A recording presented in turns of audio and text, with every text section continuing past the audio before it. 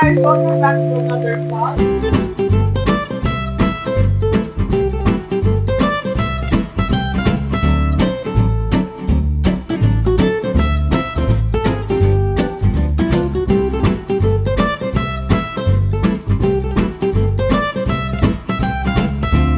For today's content, we will be cooking with Tita Carol.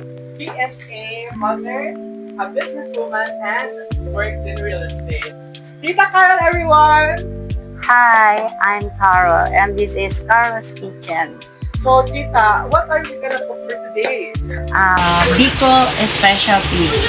So Bicol is this your Express. special dish? Yes. Bicol Express.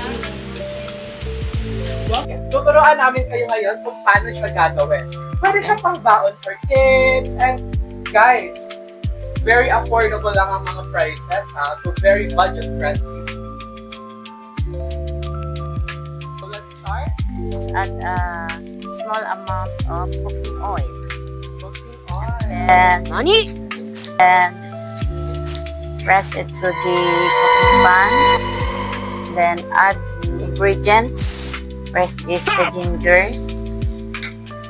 Ginger. Onion. So, Tita, Ginger and garlic. saan mo Tapos, natutunan niya na? reduce the heat. I really love cooking. So, you're like, hindi ka mag-experience. Parang namana lang sa magulang ko, mahilig magluto. And when I was young, lagi ko silang pinapanood magluto until nakuha ko yung mga ano nila, mga ingredients nila. Okay, so after the garlic na maging brown na siya, set aside natin. Gano'n na kayo katagal sa industry? 15 years. 15 years. Yes, kasi dati nag-trader ako, ano pa ako ng dried fish. I am a dried fish vendor, a dried fish dealer before. Lagay kami ng store habang nasa elementary yung anak ko. Doon kami kumukuha ng pambaon niya, nagtinda-tinda kami ng luto, nagtinda-tinda kami ng barbecue. Okay. Bakit Bicol Express ang napili niyo i-share na recipe? It's because I always prepare this for my family. Sunod, pagkagisa pala ng bawang ay ng sibuyas at kamatis, ilalagay na natin itong yung alamang. Sabi sa Bicol, balaw. Alamang. Parang kunti lang ang mantika niya para hindi naman siya kasi mag-aano pa tayo ng gata. I am hoping na pag nag-retired ako dito sa retirement. oo, sa reality magkaroon ako ng sarili kong next, add natin yung prinito ng baboy para So pwede na siyang dito. prinito na yung baboy. Gano'n na katagal kayo nagluluto? Nung nakamulatan ko na pero nag-try ako nito nung Sino ba nagturo sa inyo matulog? Like your mom mo? nakita ko lang kay mama. Tapos ginaya ko lang nung nag-family na ako. Yes, Or yes. you just improve it lang? In-improve ko lang. Meron lang akong, nung nagta-travel ako, nakakakita ako ng iba-ibang klaseng Bicol Express na may Pero, iba-ibang what are your favorite ingredients. talaga yun? Oo. Like sa Naga, ang Bicol Express kasi sa Kamsur, mostly ginigisa lang. Pero dito sa atin sa Albay, likely sa Ginubatan, Kamalig, ginagamitan ng gata. Yan, ilalagay na natin ang gata.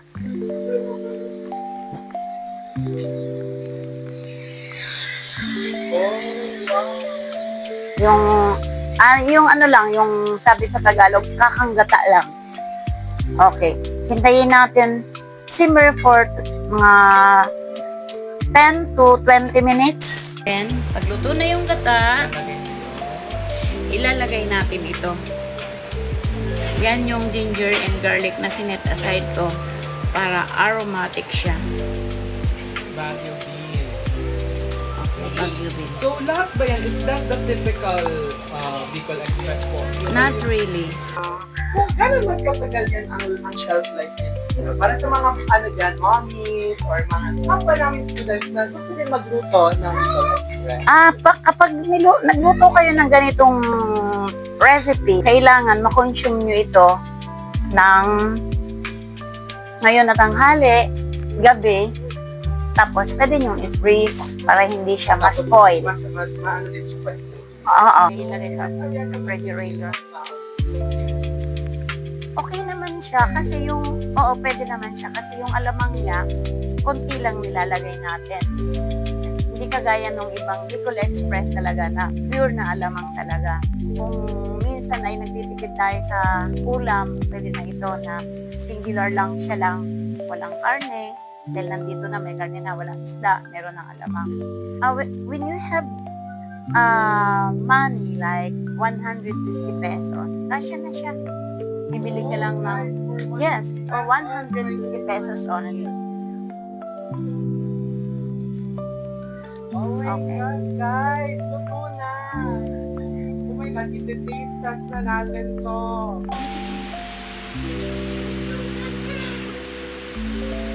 Oh my God! Ang sarap! Totoo talaga, guys. The best. Hindi siya masyadong maanghang. Tamang-tama yung timpla. Perfect. 10 out of 10. Perfect na siya pang baon. Para sa mga picky eaters dyan. Try this recipe. Thank you for your time, your efforts to be here. We really appreciate that. Sa mga viewers namin dyan, there's more to come. And for now, visit si Tita Carol kasi she's a working mom, she's a working girl. So, ayun na. Thank you so much, guys. Tita Carol, do you have anything to say po for our viewers? Wala naman. Okay, thank you po. Dito na lang po magtatapos ang ating vlog. See you next time, guys. Again, welcome to Cooking with Tita Carol. Yes.